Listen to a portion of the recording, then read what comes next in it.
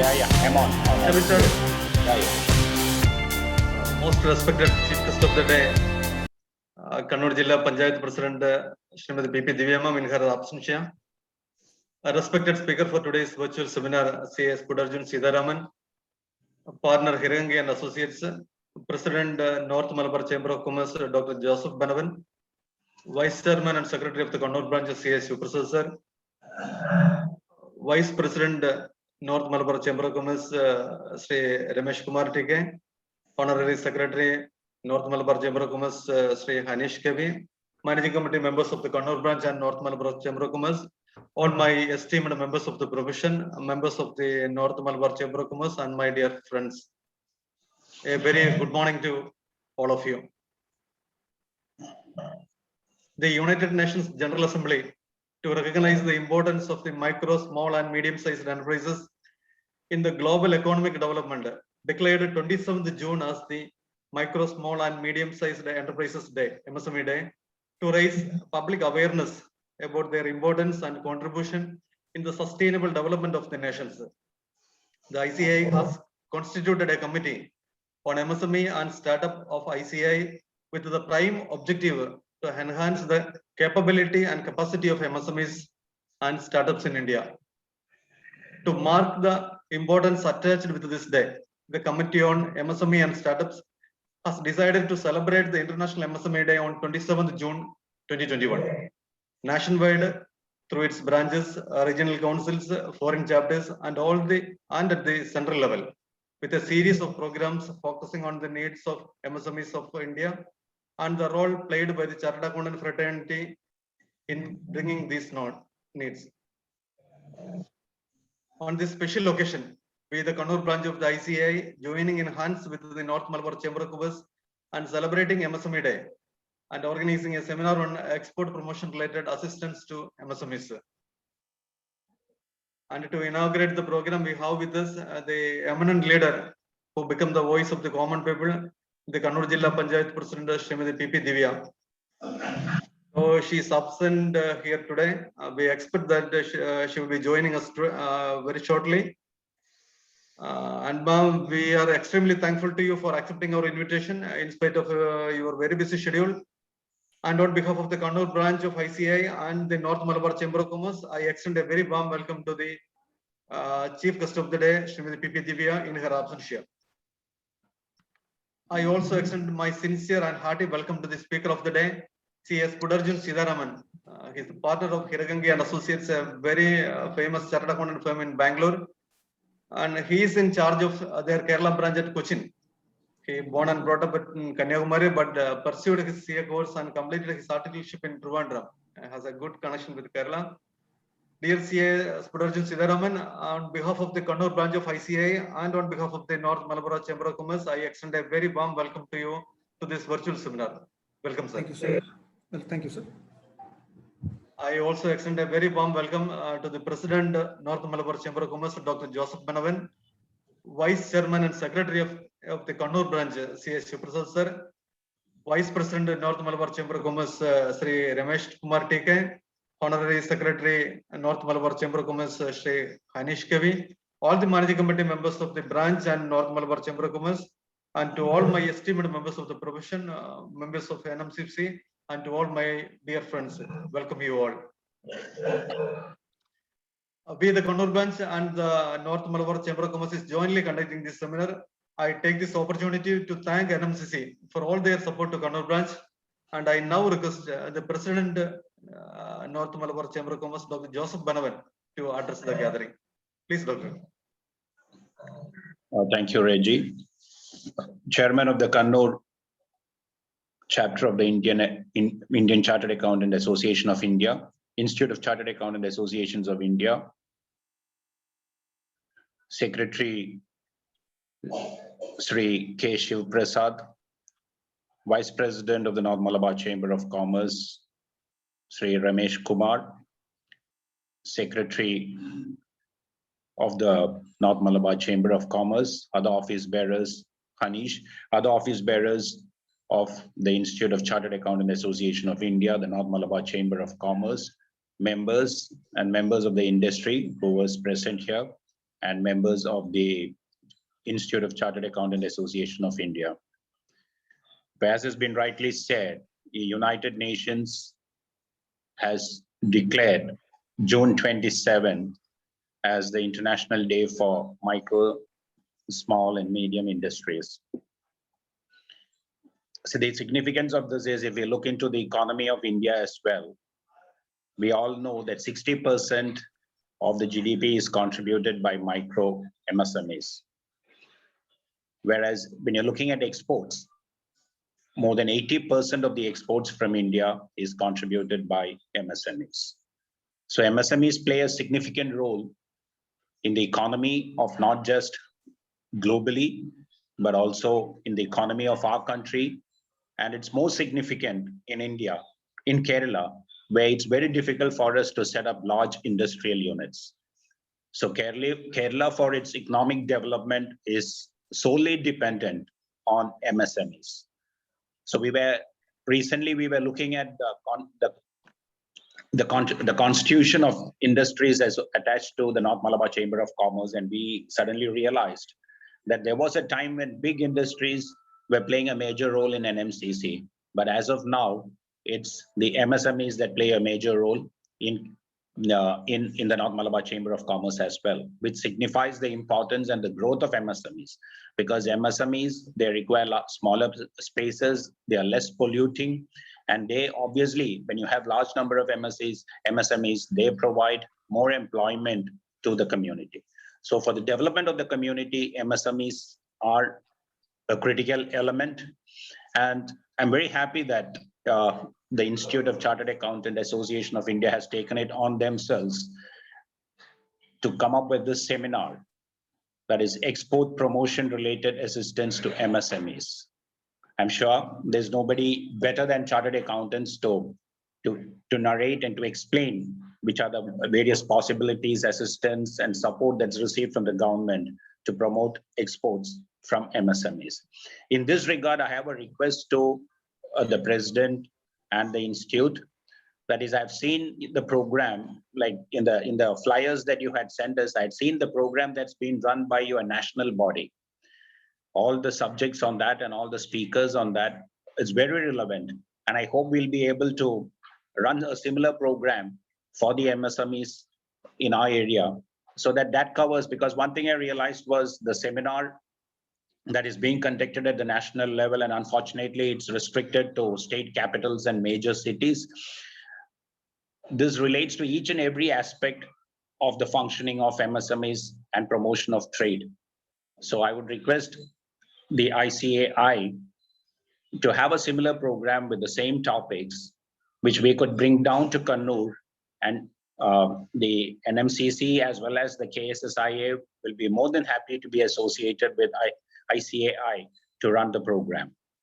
I'm not taking too much of a time because we've got a very distinguished speaker, Sudharjunan Sitharam, who is going to speak to us on the subject. So with this, I wish the program the very best, and I'm hopeful that Srimati P.P. Divya, the Kannur Jilla Panchayat President, will be joining us very shortly. So thank you and best wishes for this program. Thank you so much. Thank you, Dr. Thank you so much. Thank you very much for your inspiring words. And now I think that as and when she joins, we will start the inaugural session. And right now, we will be playing a pre-recorded short message video of the Vice Chairman of the Committee on MSME, CA Pramod Jain, and also the Chairman, CA Dheeraj Kumar, the Vice President of the Institute, CA Debashish Mitra, and the Honorable President of the ICAI, and Niharan Jambusaria, in celebration of the International MSME Day. We will be playing a very short video.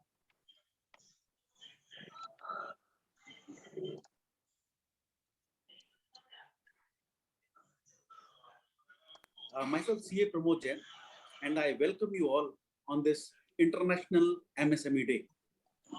My best wishes for the International MSME Day. This day is important because the newly formed committee of ICAI, that is the Committee on MSME and Startup, is trying to help the nation being in a true sense a partner in nation building by launch of so many initiatives, including the website, including the new course, and so many dissemination of knowledge. And I'm very sure that we all together, chartered accountants, would make really the country proud and take it to the 5 trillion economy by helping the MSMEs. My best wishes to all of you.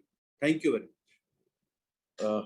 Dear leader of the profession and my professional colleague, very good morning to each and everyone. At the outset, I wish you a very happy International MSME Day. To mark the importance of the International MSME Day, series of the program being organized by various branches. Near about 100 branches are celebrating this International MSME Day. And these programs will focus on creating awareness program about the various schemes introduced by the government as well as the state government. The Committee on MSME and Startup is also launching various initiatives for the benefit of the Indian MSME to realize the dream of self-reliant India of our Honorable Prime Minister. We are launching MSME portal, which is a portal of members who are interested in providing their services, which is a portal of MSME who are interested to take the service of the CAs. We are also launching the ICI MSME Exchange, which covers the CA service exchange, in which any Indian MSME can register with the ICI and search from any expert services offered by the chartered accountant. MSME Help Desk, which brings the expertise of the local large pool of the ICI member at their doorstep in the local city itself. 165 branches, 5 regional council, our extended wing of the ICI would facilitate MSME Help Desk in the branch premises, which dedicated experts will support the local MSME clusters. MSME illuminations, that's also launching here. This is kind of e-Sahayata, which facilitate the expert advice on various issues faced by the MSME registered with the ICI. Last but not least, we are also launching 2 batch of certificate course on MSME, which is intended to equip member as business solution provider for MSME sector.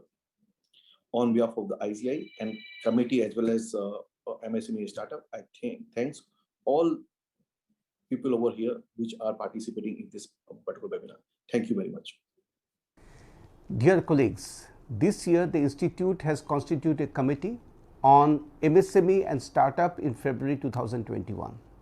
This committee has been constituted to spread knowledge about government schemes, subsidy and other initiatives for the MSMEs among members of the Institute and mobilize the activities focused to this sector so as to involve significant number of professionals from fraternity of practicing and young chartered accountants.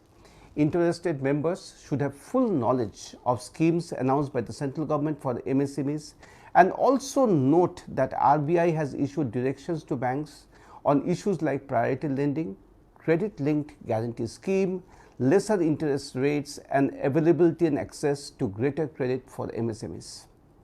MSMEs play a very important role in the country's economy and contribute to its economic growth.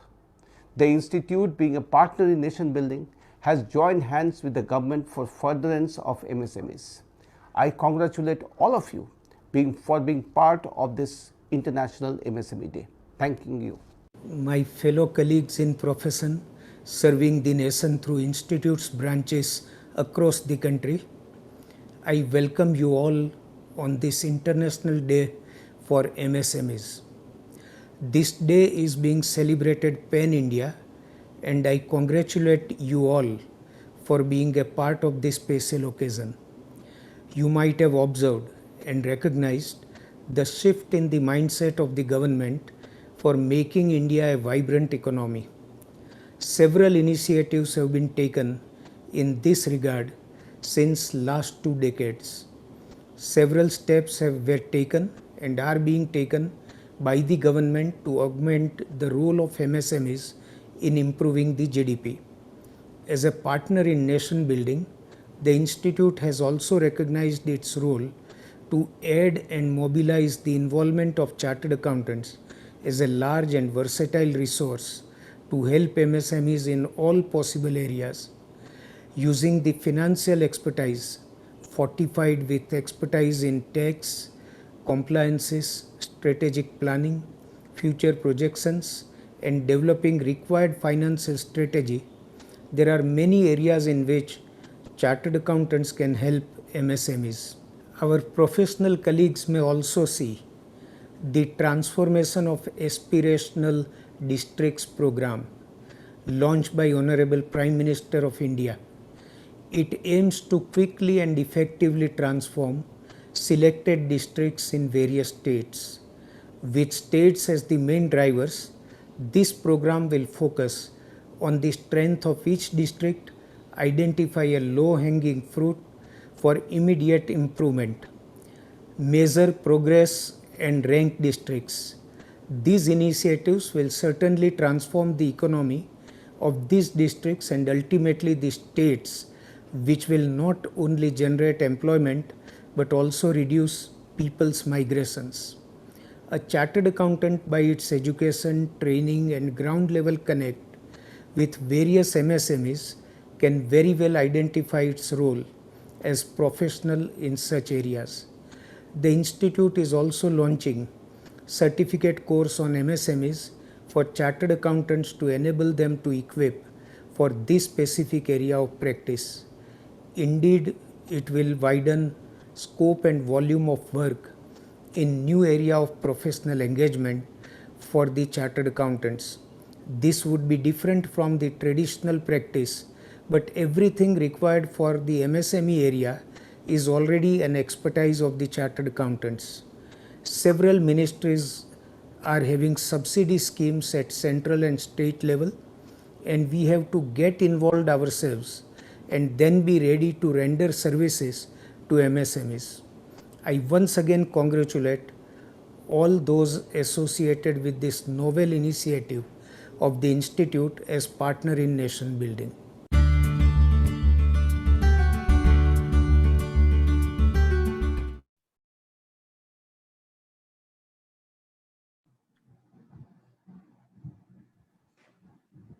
And now we can move to the technical session, and I request the Honorary Secretary Hanish Kevi to formally introduce the speaker, C.S. Pudarjun Siddharaman, to the audience. Please, Hanish. Yeah, thank you, Raji. Chairman of the SIRC of ICA Kannur chapter, CA PJ Raji FCA, President of the North Malabar Chamber of Commerce, Dr. Joseph Benavan, Vice Chairman and Secretary of Kannur chapter of SIRC ICA CA Shivaprasad FCA, Vice President of North Malabar Chamber of Commerce, T.K. Ramesh Kumar, our guest and today's speaker, C.A. Sputarjunan, and other distinguished guests. First of all, I take this opportunity to thank Kannur chapter of SIRC of ICAI for joining hands with North Malabar Chamber of Commerce for this important session. I am happy to introduce C.A. Sputarjunan Siddharaman, BCom ACA. He is called as Arjunan. C.A. Sputarjunan as BCom ACA has completed his schooling at and graduation in Kanyakumari, Tamil Nadu, pursued CA course and completed his articleship in Trivandrum. He qualified as a chartered accountant in the year 2017 and currently pursuing LLB. He has joined an eminent CA firm specializing the indirect tax and currently heading the branch of the firm in Kerala. He has practical experience in UAE VAT, and presently focusing on customs foreign trade policy while GST. Apart from his work, he has authored or co-authored, assisted and contributed to many other booklets and books under foreign trade policy, GST and UAE VAT, like beneficial schemes under FTP, compendium of issues and solutions in GST, handbook on GST, audit, etc. I am proud in welcoming the apt person for today's topic, CA Sputarjanan Sitharaman. You are welcome, Arjunan. Thank you. sir. Yeah. Thank you, sir, for your warm introduction, and a very warm morning to all the members for today's session. And today we are going to discuss on the export promotion schemes, which are squarely applicable to MSMEs and also other exporters. Whilst we will also discuss the exclusive promotion scheme applicable for MSME. So as rightly pointed out by the President of NMCC, the substantial contribution of MSMEs to the exports in India, it contributes around 48% of total exports of India. And it also generates a substantial amount of employability, so that the availment of eligible export promotion schemes would boost and help the MSMEs to come out of their working capital issues. So I would be discussing briefly on the schemes and promotional assistance, which are available for exporters due to paucity of time, and we will not be discussing nitty-gritties of each of the scheme. So for the ease of purpose of understanding our discussion, the promotional schemes which are applicable to MSMEs can be broadly categorized into 3 categories.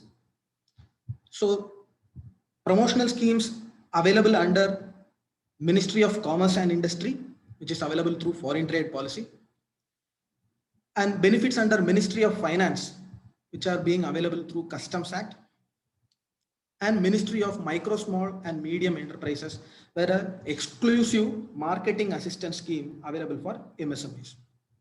So we will be discussing on the schemes in following criteria.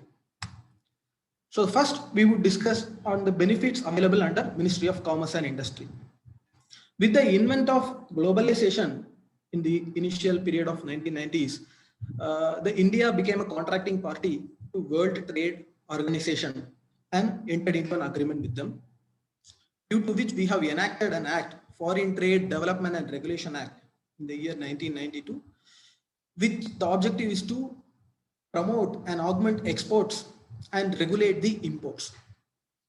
That's what, from the introduction of the act, the import of goods in India became free, and only restricted goods and prohibited goods are not allowed to be imported.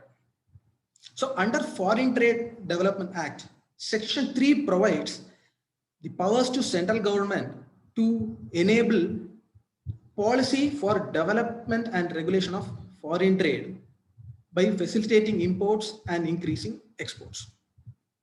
Under the power of Section 3 and read with Section 5 of Foreign Trade Development and Regulation Act, the central government regularly enacts and formulates a policy for 5 years named as foreign trade policy. So as on today, the present policy in force is referred as foreign trade policy for the period 2015 to 2020, which is applicable till 31st March 2020. Due to COVID times, they have extended the present foreign trade policy till upcoming September 2021, and we are eagerly waiting for the new policy to be formulated and implemented. Under Section 6 of Foreign Trade Development and Regulation Act, a separate body has been appointed by central government to formulate and implement the benefits of the policy, which is called Director General of Foreign Trade. So whatever schemes which we are going to discuss based on Ministry of Commerce and Industry has to be availed, and we have to reach to Director General of Foreign Trade to avail the benefits of such schemes. In Kerala, we have DGFT offices in Cochin and Trivandrum. Benefits for the district of Thiruvananthapuram, Kullam and Pathanamthitta can be availed from DGFT Trivandrum, and rest part of the Kerala, we need to reach out to DGFT Cochin for availing the following benefits.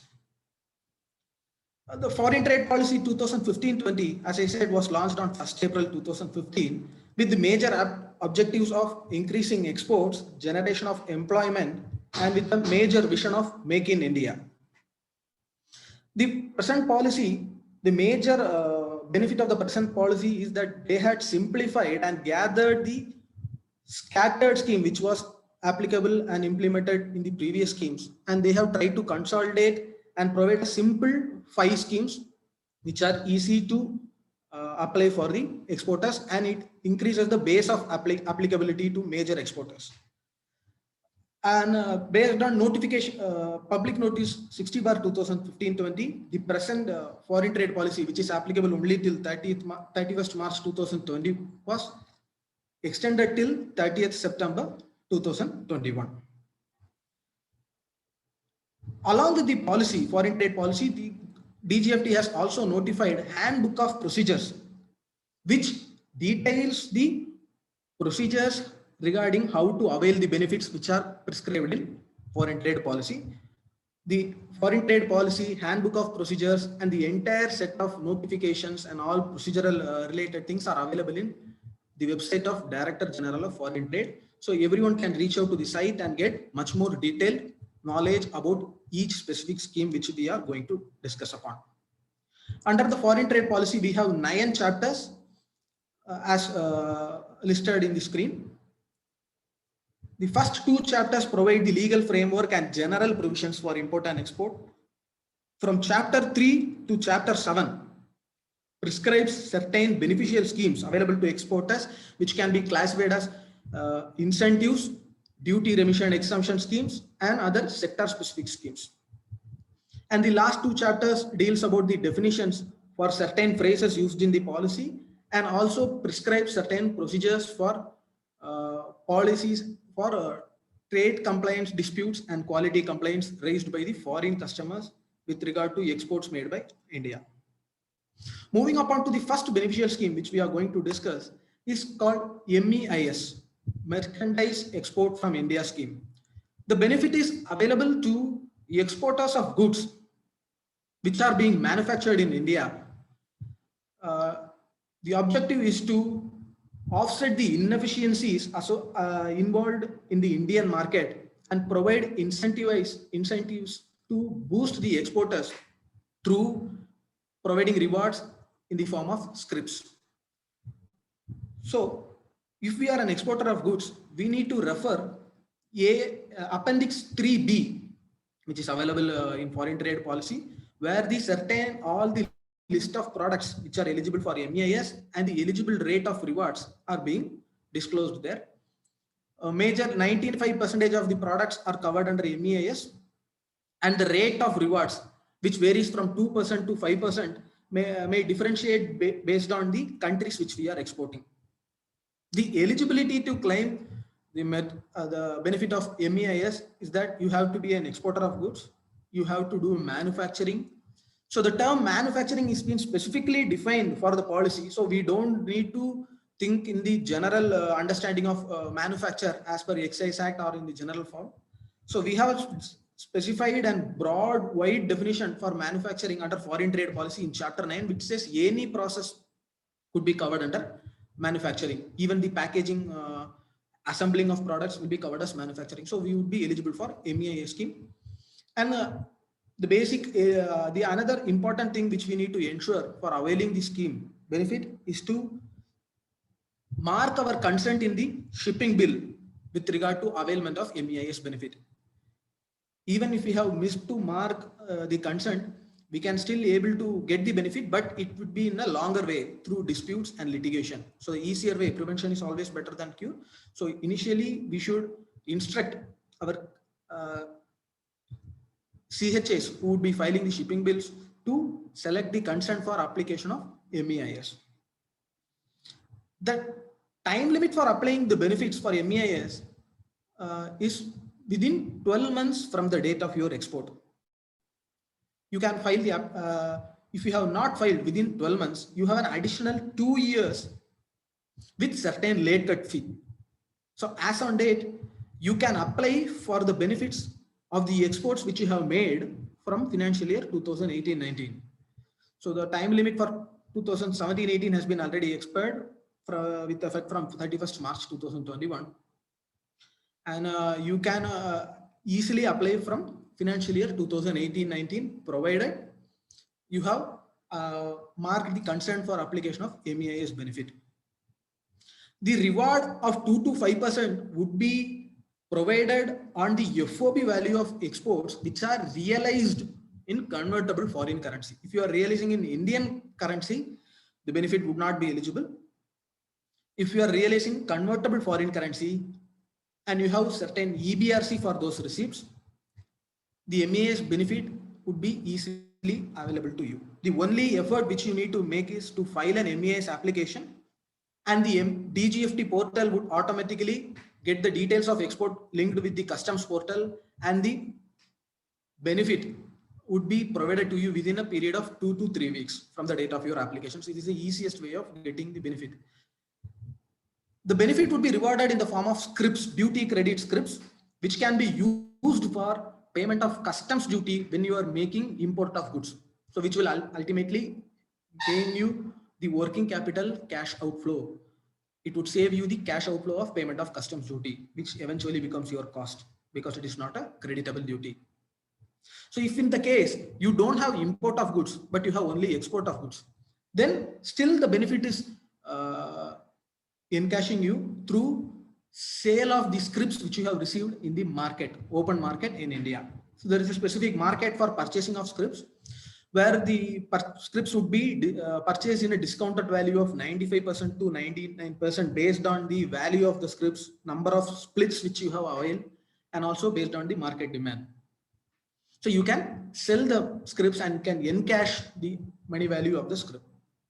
So on the sale of scrips, GST has been exempted. So we don't need to pay GST when we are selling the scrips.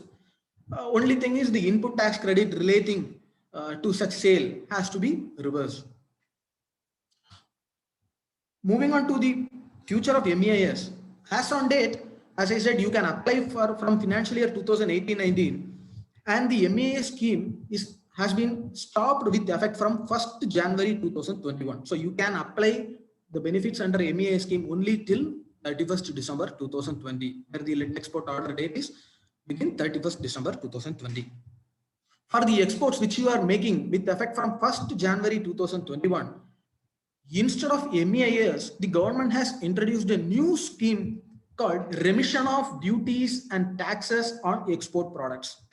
So RODTEP. The scheme has been introduced. However, the rate of benefits, rate of incentives or rewards which are going to be provided under this scheme are yet to be notified.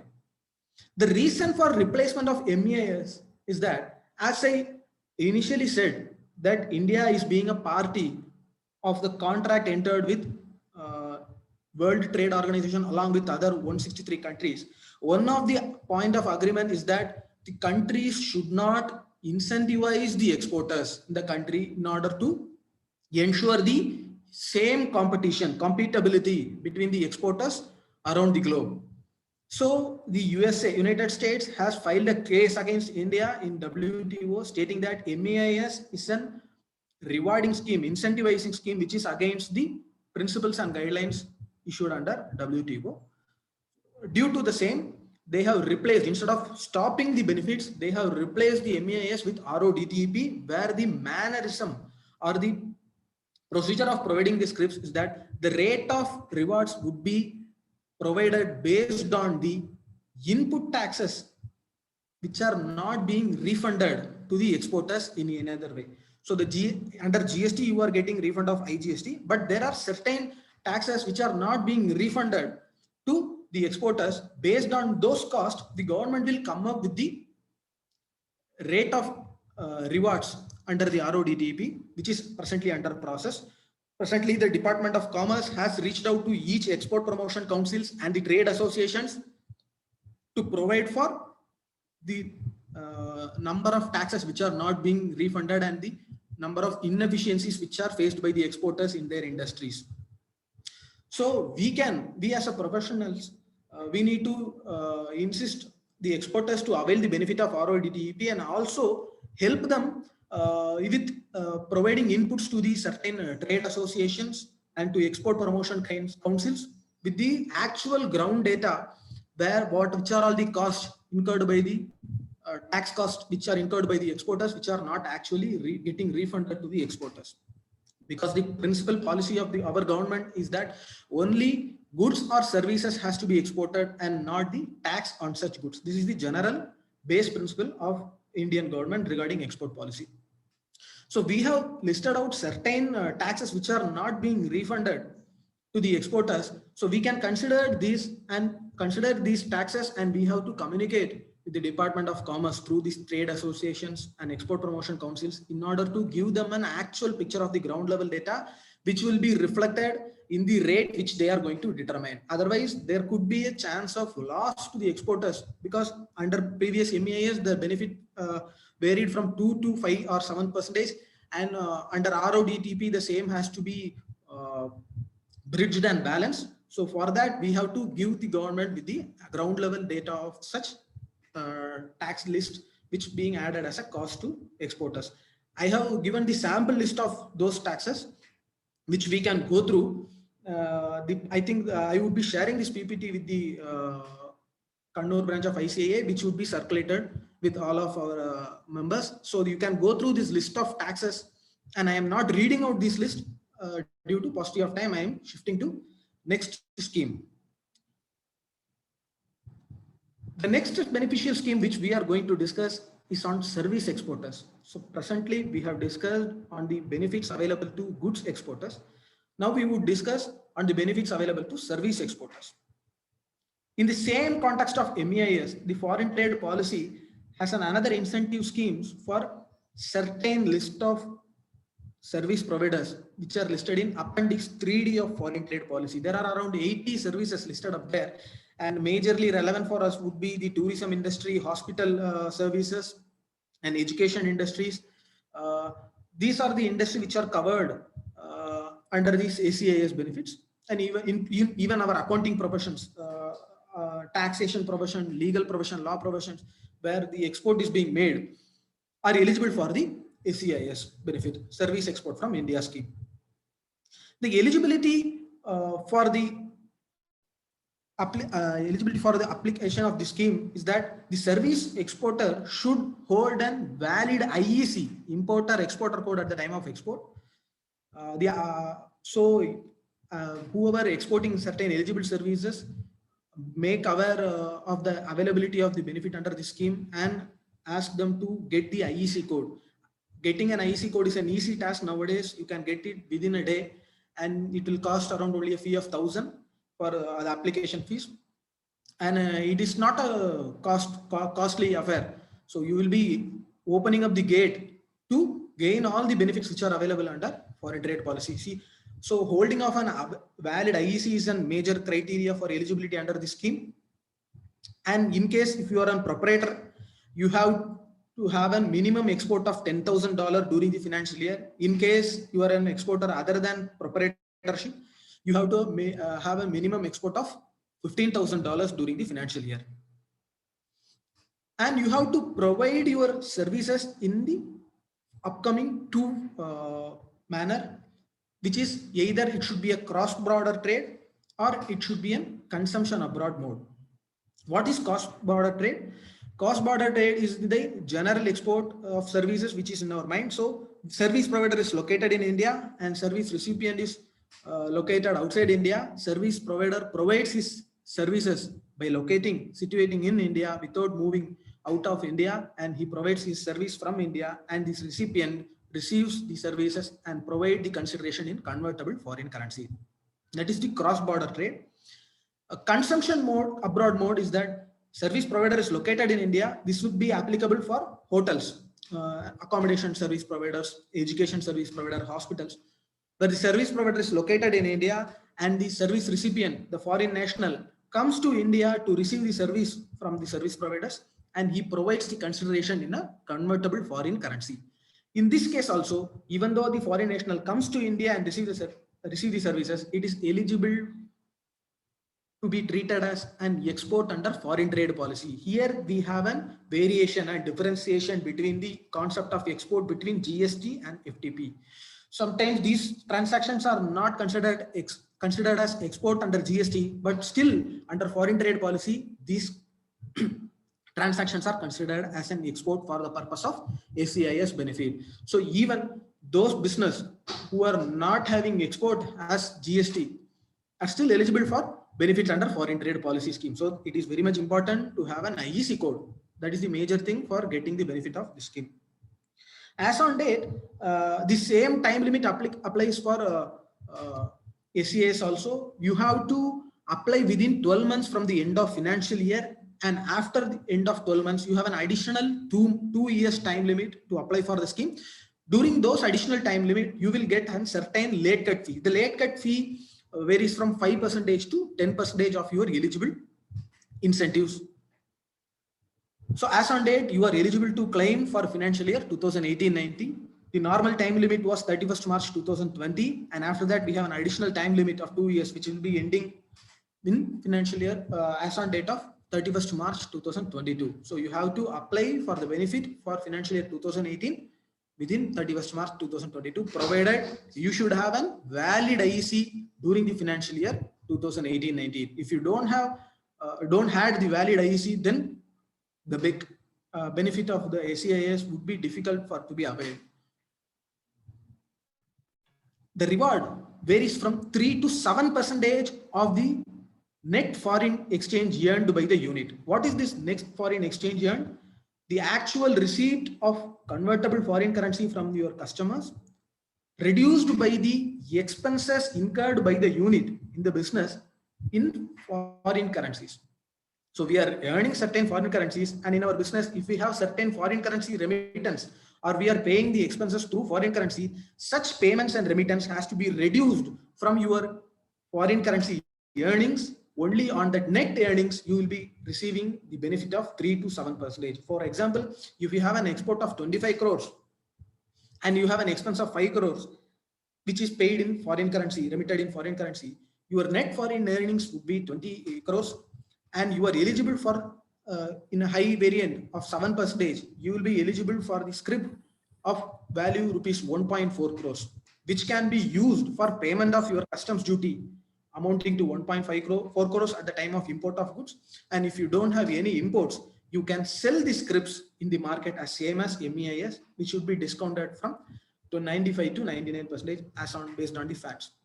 So you will be getting an incentive in cash of 1.4 crores, which could be encashed in 1.35 crores or 1.3 crores by availing the benefit under ACIS, which will be a huge relief for the working capital of the MSME exporter of services.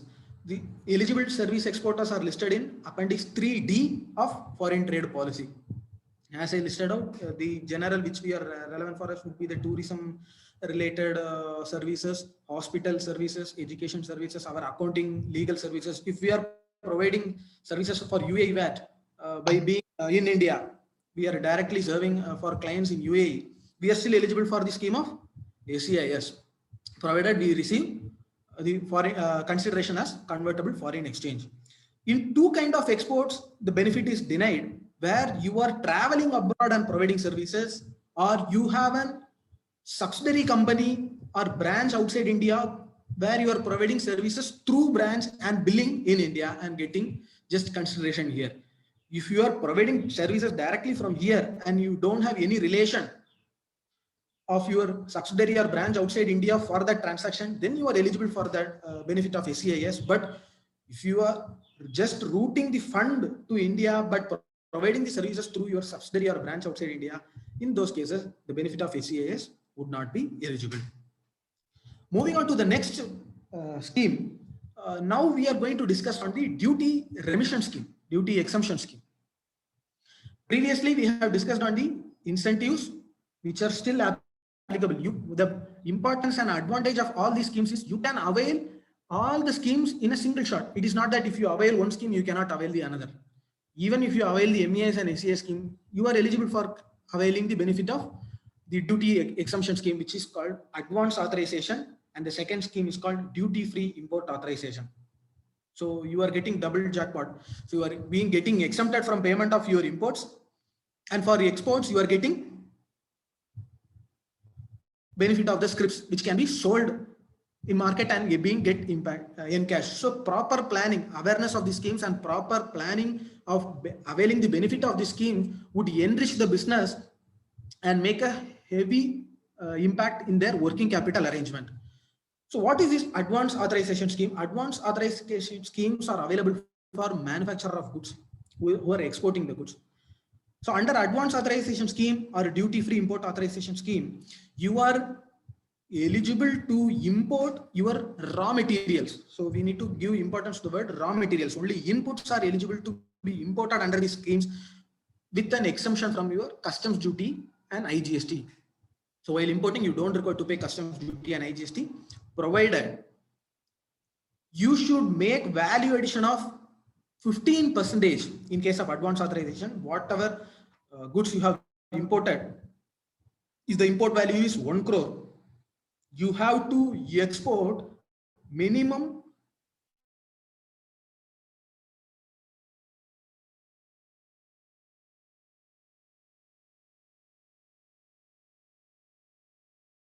limit only of 24 months. Sorry. So this is called export obligation. So when you are claiming certain exemptions under FTP, there are certain export obligations which you have to be fulfilled. We will discuss on the duty-free import authorization, which is the concept is same, but the procedure would be different. In advanced authorization, you would be importing first.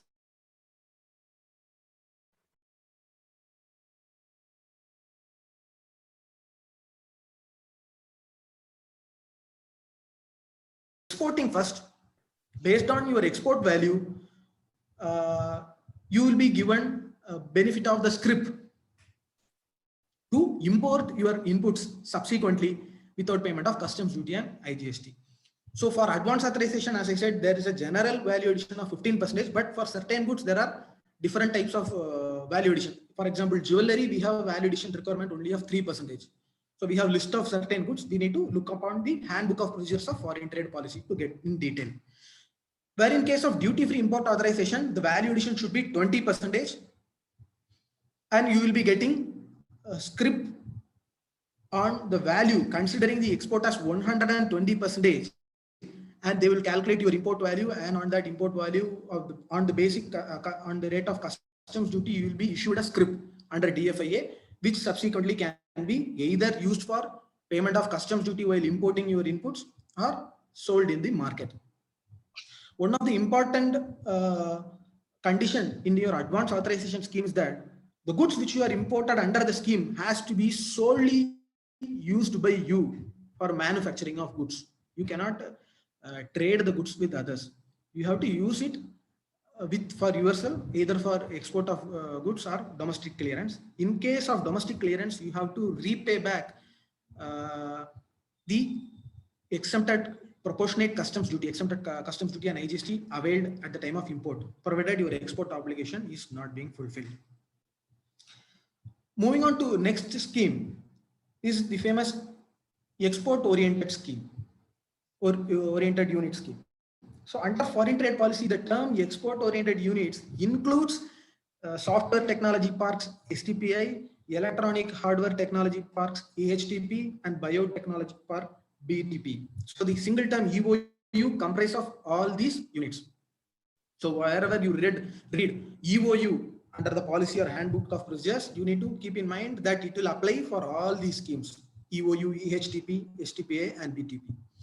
So the concept of EOU was introduced in 1980s with the objective to promote export and to enhance foreign exchange earnings, to attract investment of export production and employment generation. The basic advantage at the time of implementation of the scheme was you can get the benefit of the schemes in your own place. You don't need to find a new place, as in the case of SEZ. You have to set up a unit in the economic zone, special economic zone. Whereas as an EU, for the purpose of EOU or STPI, you can get the license of the scheme in the same factory or premises wherever you are already located. You have to get listed your premises as the bonded EOU or STPI and so on. The one of the eligibility condition for EOU is that you have to be either manufacturer of goods or provider of services.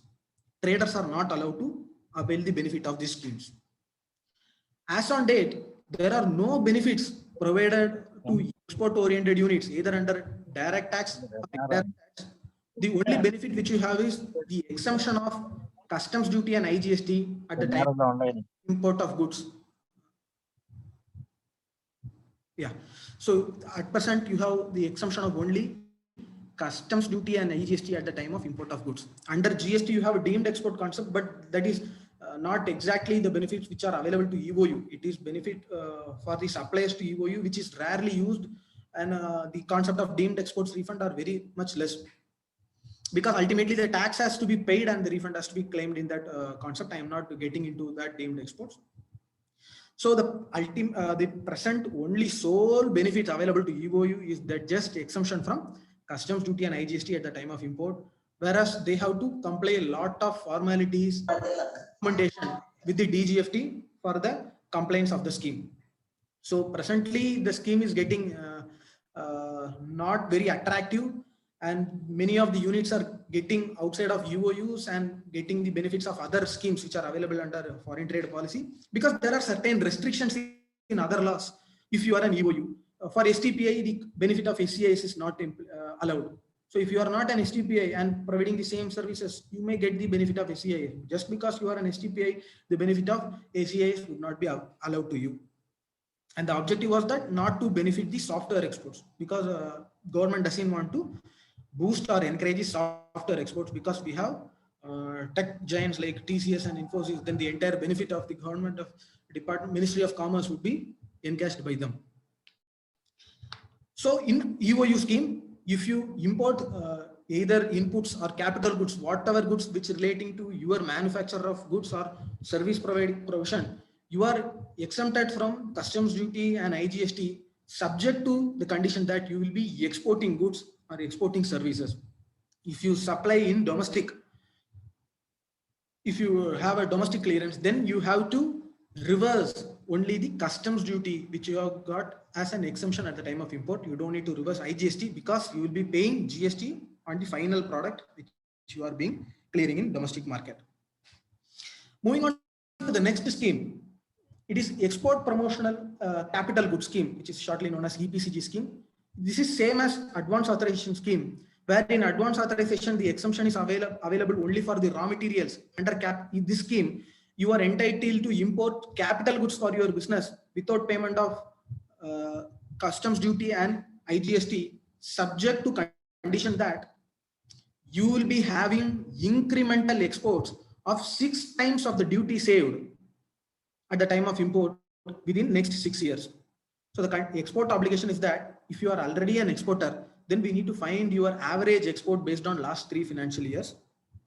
And you have to fulfill the export obligation incremental to your average exports. So for example, if you have an average exports of 10 crores presently, after that you have importing certain capital goods on which you are getting exemption of 2 crores of customs duty and IGST, then you have to make incremental export of 12 crores in addition to the basic 10 crores which are there already prior to availing the benefit of EPCG scheme. So you have to achieve an incremental export of 12 crores within next 6 years from the date of implementation, import of the goods, capital goods under the scheme of EPCG.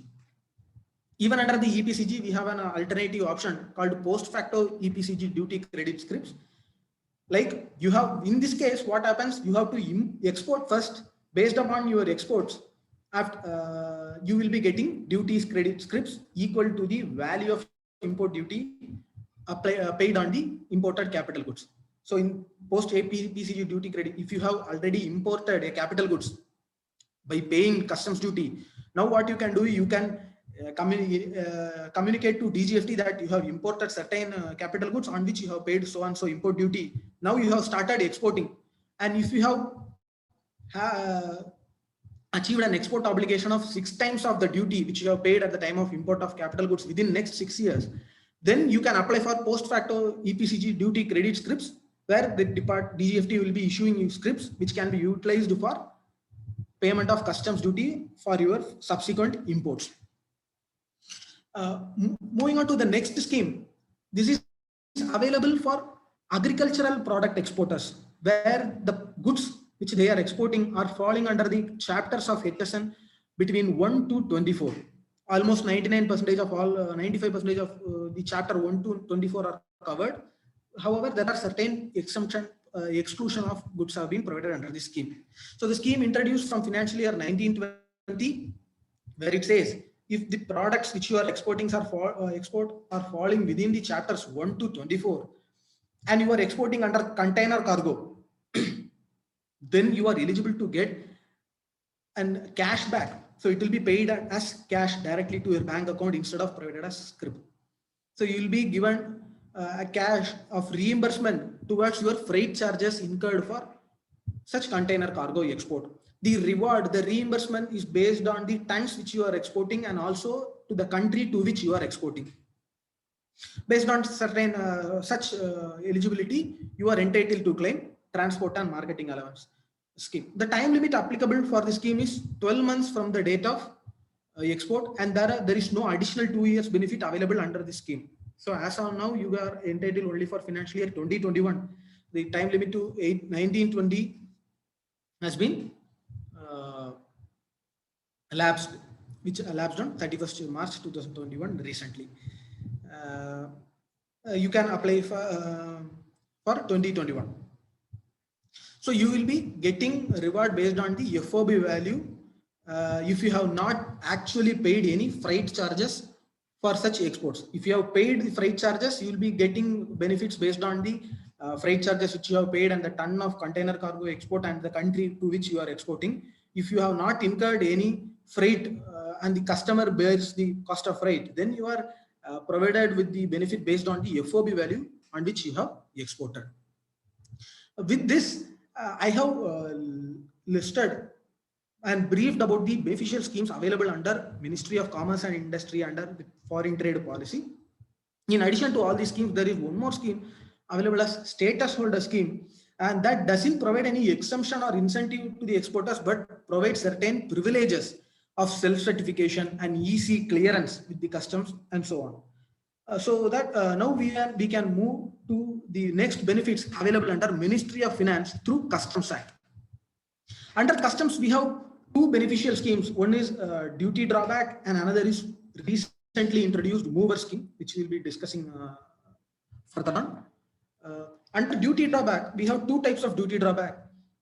Under Section 74, you will be getting duty drawback if you are re-exporting the same good which you have imported.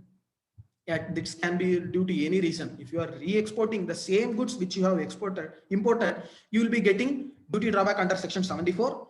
And under 75, the duty drawback is available for those goods which are being imported into India and used in the manufacture of goods, and the final product is eventually exported back. So in that case, we will be claiming the duty drawback under Section 75. Under Section 74, if you are removing as it is, you have a time limit of 2 years from the date of import to file a separate duty drawback application under Section 74, where you will be getting 98% of your import duty paid. And if you have used the goods and then you are re-exporting, then you will be getting the benefits on depreciated percentage, and you have time limit only of 18 months from the date of import. And if the 18 months lapsed, then you will be not getting any duty drawback under Section 74. So we need to keep in mind under Section 74, we need to file a separate duty drawback application, whereas the duty drawback which is available under Section 75 doesn't require a specific or additional application, where the shipping bill itself would be considered as an application for drawback. Under Section 75, there are two types of drawback, which are all industry rate duty drawback and brand rate of duty drawback. All industry rate of duty drawback would be notified by the government on yearly basis. Presently, the notification number 56/2020 Customs provides the rate of duty drawback, which varies from 1.9% to 2% to 2.3% on the FOB value of the exports which you have made. So under AIR, all industry rate, you don't need to worry about substantiating or proving the import of goods for the manufacture of your goods. So even if you don't have import of goods, you have procured domestically and you are exporting the goods, so you can claim the duty drawback under AIR, all industry rate, you doesn't require to prove to the department that you have incurred or borne the incidence of customs duty in your inward supplies. That is not required. It is generally applicable for all export of goods, provided the goods are covered in duty drawback schedule. And one more thing which I thought of clearing the air is that even though you are availing the duty drawback of AIR, you are not restricted from claiming the benefit of refund under GST. You can still claim the refund of GST, and the same has been clarified in year 2017, October 2017, where they have notified new rate of duty drawback and issued certain circulars where they said if you are claiming lower rate of duty drawback, you are not denied from applying refund under GST. Moreover, the duty drawback is in addition to your MEIS scheme. So even you can avail the benefit of MEIS simultaneously with the drawback. However, if you have availed the benefits of advance authorization, EPCG, and if you are an EPCG, then or EOU, you are not entitled to claim the benefit of duty drawback, because pertinently you are getting exemption on your imported goods, so they will be not providing you with the duty drawback under section 75. In other cases, for brand rate of duty drawback, when it applies is that when you have actually borne the cost of customs duty by importing goods, and the rate of duty drawback under all industry rate on your FOB value doesn't cover 80%, at least minimum 80% of your customs cost borne by you in your business, then you can apply separately for brand rate of duty drawback, where you have to provide the calculation of incidence of customs duty borne by you in your business, and the ministry would fix a separate brand rate of duty drawback, especially for you for the purpose of export, and you will be getting higher rate of duty drawback compared with AIR. Moving on to the next scheme available under customs is that mover scheme, which is manufacturing and other operations in warehouse regulations, which was introduced in October 2019. The scheme was not became popular because of continuous lockdown and all those things, but still many of the large scale industry has applied and availed the benefit of mover, and which can be certainly used by the MSMEs for their benefits. So what is the benefit of mover? Most of the EOUs, as I said, the EOU are declining or depriving of the benefits apart from the customs duty import, customs duty exemption for at the time of import. And also they have to satisfy the condition of positive net foreign earnings, and they are, say, in certain cases they are deprived of certain benefits like drawback and so ACIS. So for them, they can look into the benefit of mover scheme. The scheme is introduced based on the Invest India scheme introduced by central government. So this scheme attracts the foreign investors for setting up their factories in India or manufacturing or other process warehouse in India. Under the scheme, benefits is you don't need to fulfill any of the export obligation, and you don't have positive NFE requirements, and you don't have a compulsion of exporting the goods back. So what is the benefit which you are getting under mover scheme? The benefit is that while importing, first you need to get your present premises of your factory or the place where you are performing certain process or manufacturing to be listed as a private bonded warehouse, for which you have to apply separate application for mover, which is notified by customs, and there is a separate site for mover, and there you can, by there you can apply for the license under mover scheme.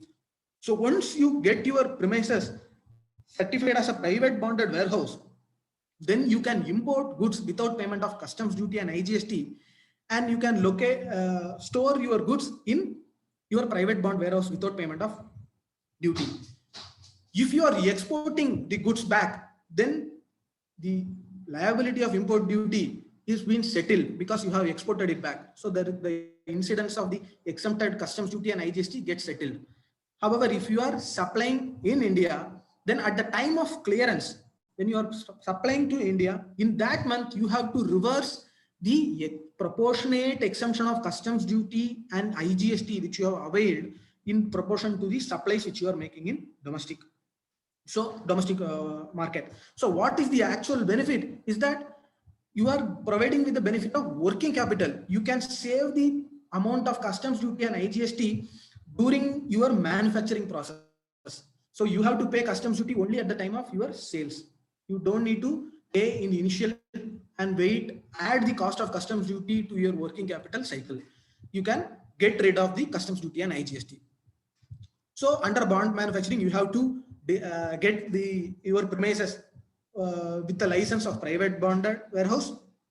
You can import raw materials or capital goods also without payment of customs duty, and use those goods and raw materials for the purpose of manufacturing or processing any of the goods which you are providing. You can either export or supply in domestic market.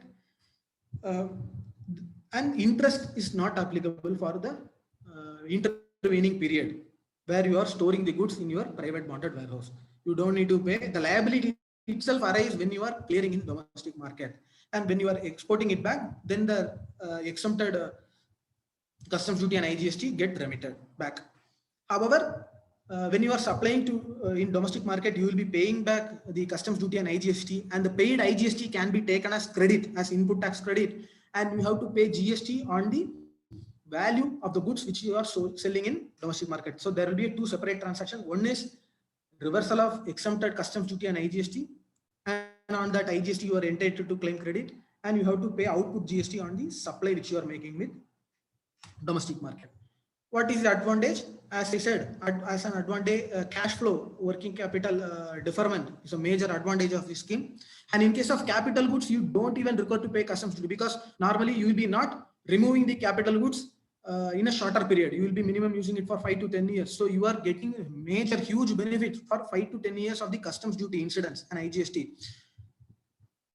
And it is easy for applying under the scheme. So only thing is you have to get your factory or premises be eligible for the scheme. So initial preparation is certain required, and analysis of the benefit under the scheme is initially required for gaining the benefit. Once you got the license, then everything will get smoothened up. So for the application of mover license, we have only single application. We don't need to file multiple applications.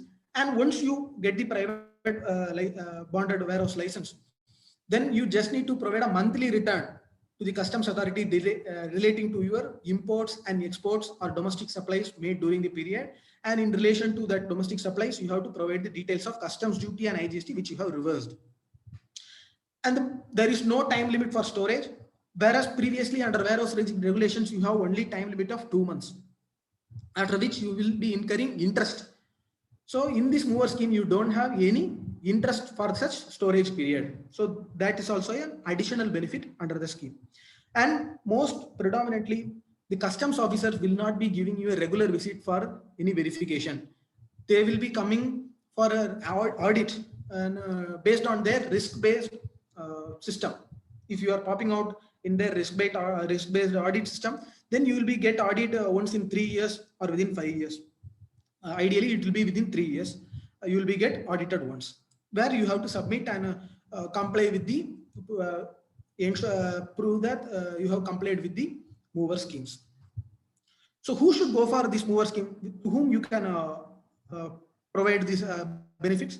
If you are importing substantial amount of raw materials in your production, then you can look for applying under the scheme, where you have a large manufacturing cycle period. So the cycle period between the raw materials and the finished goods, when it is high, you can certainly look into the benefits of the scheme. And if you are importing machineries where the huge amount of customs duty are incurred, you can look upon the scheme so that you can save your customs duty. When you are establishing a new plant or expanding your business, where you are creating new plants for which you will be importing capital goods and certain products for the new plants, then you can apply, look into for the benefits of under the scheme. Even traders can apply for the scheme, but the only problem is the interest cost will not be waived for traders. The regular warehouse regulations will apply for them. So if they are storing more than 2 months, the interest counts to starts to count. And the another one issue with the mover scheme is that once you are applying eligible for applying a mover scheme, and if you have got the benefit of mover scheme, you are denied from applying duty drawback. So you have to compare whether duty drawback is higher or benefits of a mover is higher, and then you can decide upon. But certainly comparing to the other benefits which are there, in foreign trade policy, that advance authorization, EPCG, EOU, certainly mover looks beneficial because the compliance requirement compared to other schemes are very much less here. You just need to file a monthly return, that's all. And you have to comply with the departmental audit. So you have, we as a professionals, we can make aware to the industry that these are all the benefits which are available under Ministry of Commerce and Industry and Ministry of Finance under Customs Act. An additional benefit is just like status holders under foreign trade policy under customs, we have one more beneficial scheme of authorized economic operators, where there will not be any exemption or incentives, but still there will be certain privileges while we are applying for the such beneficial schemes. If you are when you are an authorized economic operator and then you are applying for any of the schemes under FTP or under Customs Act, you will be giving certain privileges as self-certification instead of certificate from revenue, and you will be given with the lowest customs clearance times. And when it comes to bank guarantee, where in certain provisions of customs, it requires providing bank guarantee to customs. But if you are an authorized economic operator, such requirement of bank guarantees are being waived. So we can also look into getting the license of authorized economic operator, but there will not be any exemption or incentive for the exports or imports which you are making. It will help as a base to provide the export and import in an ease environment. Moving on to the last benefit which we are going to discuss in our session, which is provided under Ministry of MSME. This benefit is exclusive for MSMEs. These are all not eligible for any other exporters or importers. The benefit scheme is that market assistance scheme. So this scheme provides a backup reimbursement for the MSMEs to market their products, to assist the campaigning and marketing of their business. So the Ministry of this scheme is been enrolled through National Small Industry Corporations. So for foreign trade policy, you have to contact with DGFT, whereas for getting the benefit of market assistance scheme, you have to apply to NSIC, which is National Small Industry Corporation, where you will be getting certain marketing support. For what activities? For organizing international technology exhibitions in foreign countries, or participating in international exhibitions and trade fairs, organize domestic exhibitions and participating in domestic exhibitions or trade fairs, where you can market your products, where you are conducting buyer-seller meets, and when you are for purpose of intensive campaigns and marketing promotion events for your products, if you are conducting or participating in certain events, you are provided with reimbursement of certain expenses, like the space rent, stall rent, which you are paying in that event, airfares for traveling to reach the event space, and the advertisement expenses, catalog printing charges, brochure printing charges, and your marketing charges would be reimbursed to the MSMEs in certain percentage basis. So if you are a micro unit, you will be getting a reimbursement of 75% of your expenses. In case you are in small unit, you will be getting benefit reimbursement of 60% of your expenses. And in case you are in medium unit, you will be getting reimbursement of 25% of your expenses. The same reimbursement will vary if the MSME is owned by a woman entrepreneur, or the entrepreneur who is an SC/ST person, or a person from Northeastern India.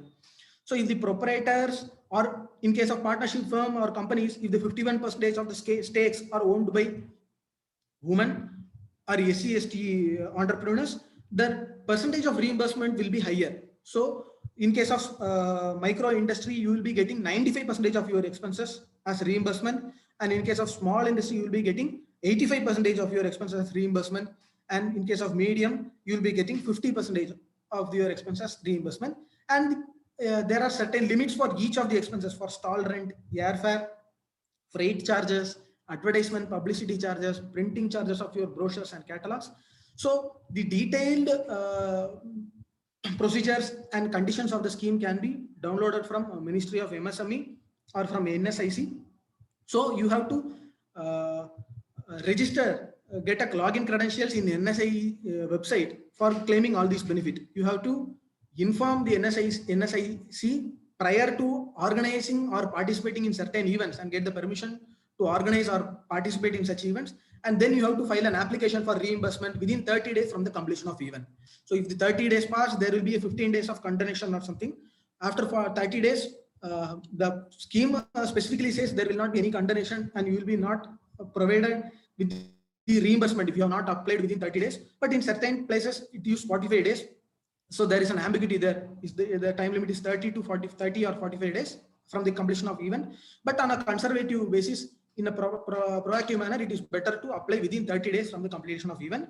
And they will be giving you reimbursement once all MSME, whoever attended the such event or organized such event and who had actually applied for the same scheme, where once they submit the application, you will be given with the reimbursement within 30 days from the end of the 30 day or the date of applying by all MSME, whichever is earlier. So there will be a period of maximum of 60 days time limit from the date of incurrence of the expenses, which will be reimbursed by the NSIC.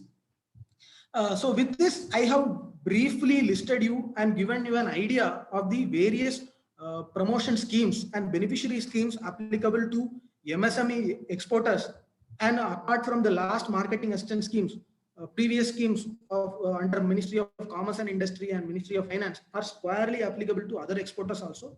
So it is a very requirement of vigilant requirement, and we as a professional, we have a responsibility to make the industry aware of these benefits and help them to avail the benefits on genuine cases. So with this, I would like to conclude my session, and I hope I have covered and given you the brief idea of all the schemes. Now I am open for any of you query or clarifications from the participants. Thank you, Spudarjan. Excellent presentation. It was really useful. Yes. And there are, I think, in fact, there are a number of schemes are available to the importers and exporters. I hope that many of them may not be utilizing it. I'm sure that we, the chartered accountants, can pass on this information to our clients, which will definitely adding value to our profession and adding value to our services. And now, the dear members, now the floor is open for the question answer. And if you have any doubt, you may please ask. You can unmute and ask, and also you can use the chat box. If there is any specific question, you can ask it.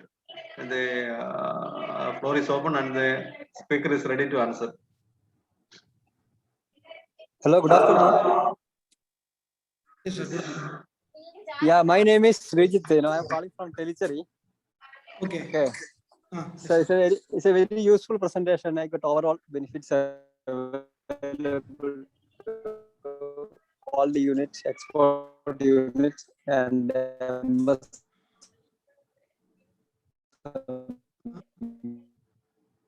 Sir, I couldn't hear you clearly. Is it a problem or everyone?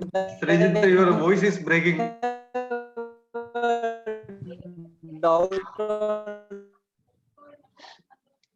Sir, can you kindly use the chat box? I couldn't hear you clearly. Yes. Srijit, your voice is breaking. You please use the chat box.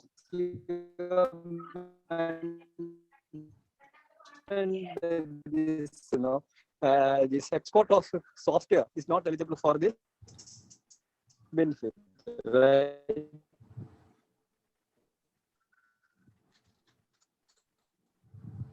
If it is included the IT enabled services also in this. No. Hello, can you hear me? Yeah, I got a brief idea. So I am reinstating the same query to confirm that the same. So your query is that, as I said, the software industries are denied from the benefit of SCIS. So if I am not an STPI unit and exporting IT enabled services, am I eligible for the scheme? This is what your query, right, sir? Yes, right. IT enabled services are covering this or not? That is my question. Sir? Hello? Yeah, what was your question, sir? No, whether IT enabled services are covering this. Covered. This scheme. Yeah. Sir, here, yeah. So here what happens, if you are registered as an STPA unit and providing IT enabled services, you are primarily denied from getting the benefit of SCIS. But if you are not an STPA unit, then what we need to do is, there is a central product classification available UN, United Nations, and our SCIS scheme follows the classification as per central product classification, CPC. Okay. So under CPC, there are certain classes of services where whether we need to see the services provided by us, IT enabled services, can be fitted under management consultancy services or other project services which are covered there. So when it relates to IT enabled services, we should be more proactive and vigilant, because primarily the DGFT, once here it is an IT services, they are said that these are all not eligible for The scheme. Okay. So what we need to do, and one more thing, once you have availed the benefit erroneously, whether intentionally or inadvertently, the consequences of penalties under the FTP and Foreign Trade Development Regulation Act are severe and be borne by us. So it will be 5 times of your benefit which you have claimed from DGFT. Once they found out that you have claimed erroneously and wrongly. So when it relates to ITES, it is very much prudent and vigilant to get a separate classification note, that we need to give them a justification in a separate note stating that how the scheme relevance provided in your appendix 3D applies to our services as per the master agreement we entered with our customer, because the agreement documents are more important for claiming the benefits under the scheme. So we need to cover what is the scope of your IT enabled services, whether it is debugging or you are actually you are rewriting the softwares. If such kind of cases, the chances are very much less. But in your IT enabled services, you are taking care of a process, like you are working as a back-end support. Yes, sir. Normally it is a back-end process. Back-end process. Then we are having a good chance of claiming the benefit. Only thing is you have to map. Only thing is you have to map the list of services provided document. So oral thing may not work out in DGFT. So unless you have specific written documents and the invoices which you are raising to the customer can be submitted as an substantiating documents as an evidence for claim, that would be easy for us as a professional for us to safeguard ourselves from any future risk and exposure, even for the companies and also the DGFT officers, because even the officers are penalized for issuing wrong scripts. And moreover, moreover, if the script value exceeds 1 crore, 50 lakhs and 1 crore, then erroneous availment of the scheme will become a criminal offense also. So when it relates to ITES, we should be more vigilant. I am not saying that it is not eligible. It is eligible, but only a part of those services. And if you are raising, and if you can clearly define the difference between the software related services and these back-end services, then you may think of getting the benefit. And as on date, you can apply the benefit only from financial year 2018-19, provided add an IEC code during the financial year 2018. Okay, right. Understood, sir. And one more thing, is it Forex registration is necessary for this, or normally when you are exporting the goods, you will get the customs clearance every documents. But here, sir, for claiming SCIS, case of export of IT enabled services. Yeah, tell me, sir. Yeah, can hear you. So for claiming the benefit of SCIS, the relevant documents are your FIRCs. FIRC only. FIRC or EBRC, which evidence that you have realized the foreign currency. Second thing, the agreements. Agreement entered between you and the customers. And give a declaration. As I said, you cannot provide service by moving abroad. You cannot go to abroad and provide service, or you cannot have a subsidiary company or branch outside India where they provided services and you are just receiving the consideration. So these type of declaration has to be provided along with the application of the schemes. And you have to provide a write-up for justifying how you are covered under the scheme, under what classification, and how it is between the documents which are available to you. If these documents you make up ready, you are eligible to claim the benefit under SCIS. Okay, right. Okay, thank you. So one more thing is this when you are selling goods to the cess, is it eligible for this benefit, or from cess we have to do Sir, the same export also? when you are supplying to SEZ, then you can get the benefit of duty drawback. Duty drawback. Okay. Are you providing services or goods? No, we have both. Some export Yes. of goods is the When export it of service about service. Sir, and if you are supplying services and SEZ is considered deemed to be outside India only with respect to goods. Okay. As for services, it is treated to be within India, so that even for GST, the GST applies for the supply to SEZ. So if you are supplying services to SEZ, the benefit of SES may not be claimed, because even if you are getting the consideration as INR when you are supplying to SEZ, it will be not in foreign currency. But when you are supplying under for goods, then you need to see your shipping bill, you are receiving the consideration in a foreign currency, because the main criteria for claiming all these benefits is you are earning foreign currency within the country. But already within India, and it is just outside India, may not be actually right for claiming the benefit. Okay. Right. Okay, so that's very good understanding. Thank you very much for your explanation. Yeah, thank you, sir. Sir, a few questions are there in the chat box, sir. Where is the where would be the chat? Oh, yeah, okay. I got the chat box. The chat box is not opening. Okay. I couldn't see the chat box. No problem, sir. Sir, question is, please discuss the duty drawback claim and the confusion on GST refund claim. Okay, sir. Even though it is out of topic, I will just give you a clarification.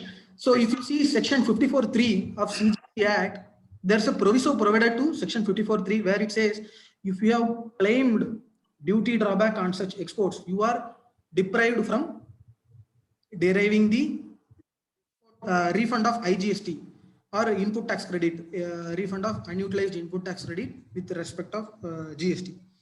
So initially when the GST law implemented, so during the period 1st July 2017 to October 2017, there was a dilemma in the industry that, and also the departmental officers were rejecting the refund claim just because in the shipping bill he had claimed duty drawback.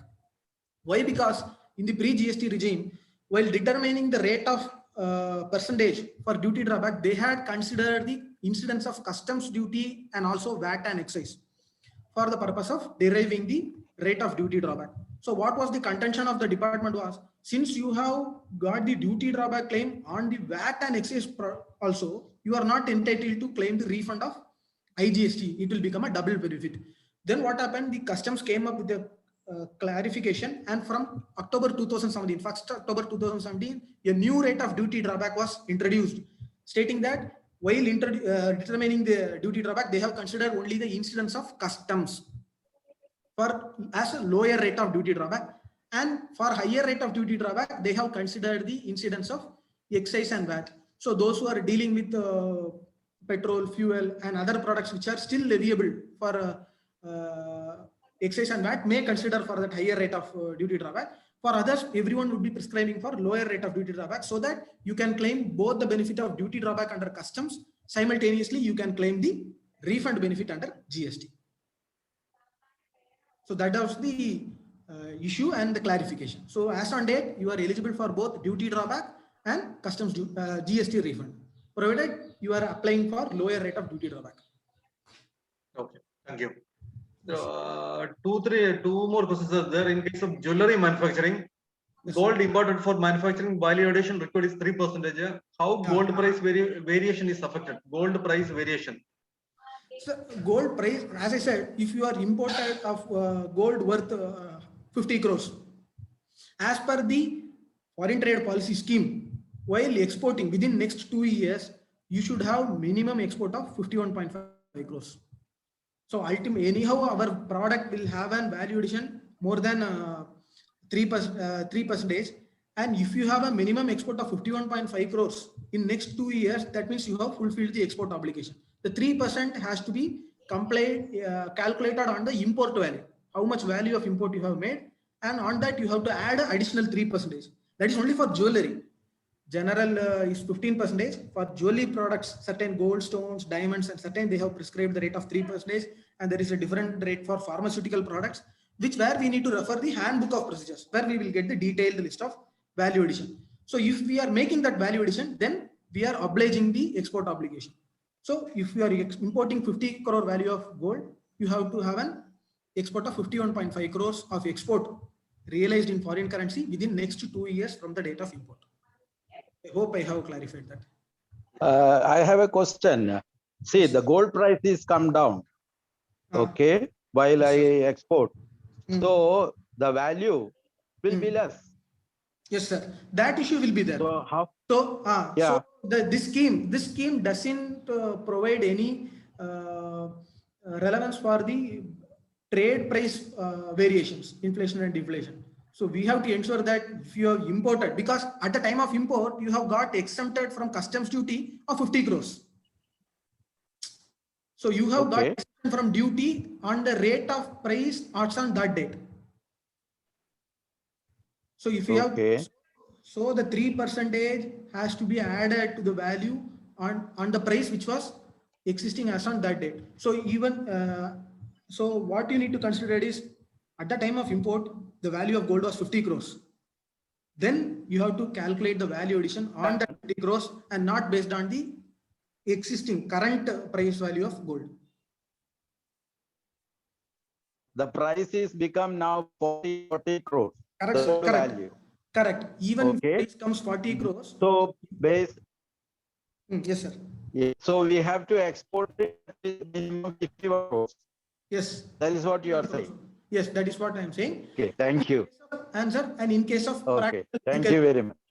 And also, sir, if if the issue is for entire industry and it is impossible to achieve the export of 51.5 crores because of heavy downfall in the price of the gold, in assumption, then you can apply to relaxation with DGFT or even to policy relaxation committee, stating that at the time of import the price was so and so, and at the time of exporting the price has downfallen too heavily, and due to which I couldn't reach the value of export of 51.5 crores, then your application will be considered if it is reasonable and specific relaxation can be provided to you. I see. Thank you. Thank you very much. Thank you, sir. Great.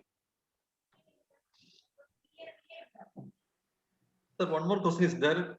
Whether food processing industry using locally produced agricultural products can use transporting and marketing allowances scheme? Provide the product which they are exporting, the product which they have to export first of all, the product which they are exporting fall within the chapters of 1 to 24 of the HSN classification, then they are eligible for PMA benefit, provided they are exporting under container cargoes.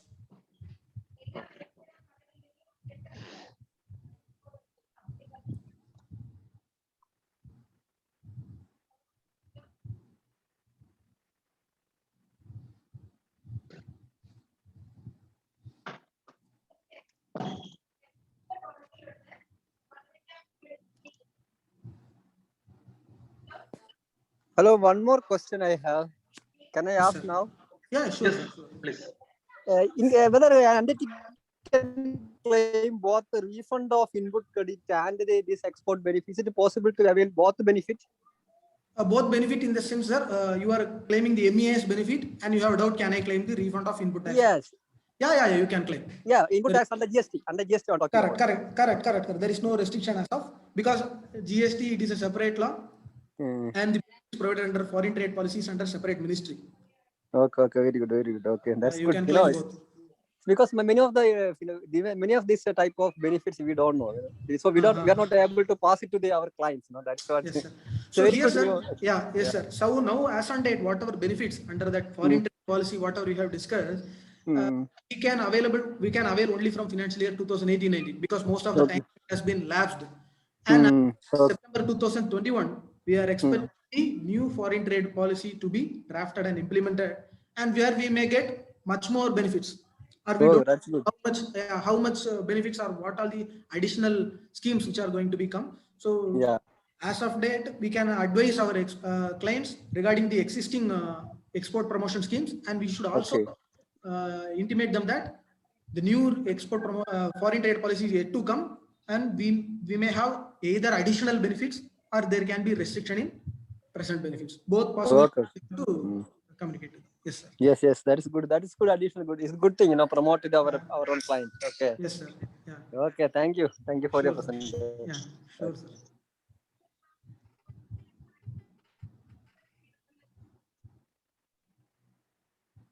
Yes, sir. I hope that the questions are over. Yes, sir. Once again, sir, I really thank you. Thank you for the wonderful presentation.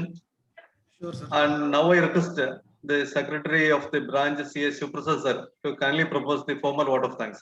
Sir, please. Presiding Officer, Chairman of Kannur Branch, CA Reggie, illustrious and learned speaker, renowned Chartered Accountant, Spudarjun Sitaraman, esteemed President of North Malabar Chamber of Commerce, Dr. Joseph Benavan, Vice President of NMCC, Sri Ramesh Kumar, Secretary of NMCC, Sri Hanish, Treasurer of Kannur Branch, CA Dinesh K. Kumar, distinguished office bearers and members of North Malabar Chamber of Commerce, my dear professional colleagues.